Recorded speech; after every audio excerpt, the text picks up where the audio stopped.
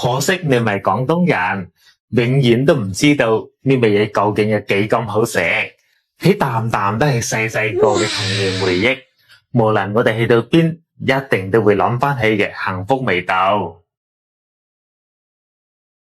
特別而家夏天到啦，咁今日女王分享呢度清熱又解暑嘅健康美食呢，你哋認真學起身啦。首先我哋準備100克嘅新鮮綠豆，加翻1匙羹鹽，調成淡鹽水，消消毒，殺下菌，咁樣屋企人食起身呢，先至係乾淨又放心。綠豆呢，其實碳水係比較多嘅，而且飽腹感係比較強。平時如果唔想食粥粉麵飯，想轉翻個口味，用佢代替主食都幾唔錯噶。而且綠豆呢，含有豐富嘅維生素、膳食纖維同埋多種嘅礦物質。特別呢，佢入邊仲有啲獨特嘅活性物質，譬如綠豆蛋白、類黃酮等營養成分，對我哋心心管管好處多多噶。易捨飛啦嗎？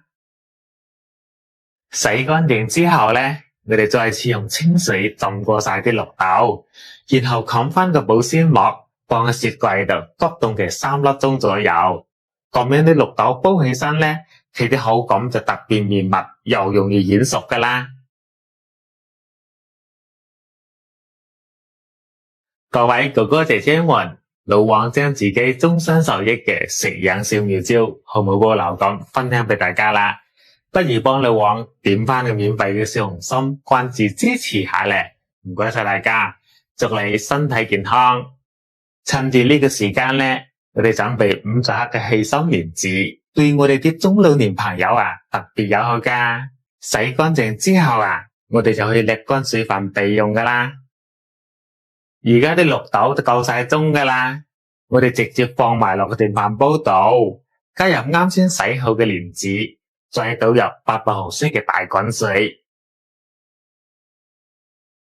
我哋呢度水同埋綠豆嘅比例咧係4:1嘅。中意綿密一啲嘅話，可以少放啲水；中意清一啲嘅話，記得多放啲水噶啦。跟住用煮粥模式煮翻佢70分鐘，咁就得噶啦。夠鐘啦，我哋打開櫃睇睇，哇！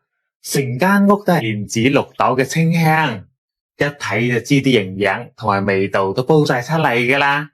最後我哋根據個人嘅味道，加翻適量嘅冰糖撈勻佢，等佢充分咁溶喺綠豆蓮子羹入邊，咁樣就可以食得噶啦。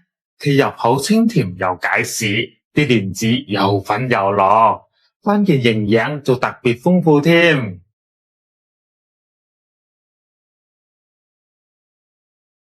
真係濕水棉花冇得彈，正啊！嗱，學識嘅姊妹記得幫老王點翻讚，留關注啦。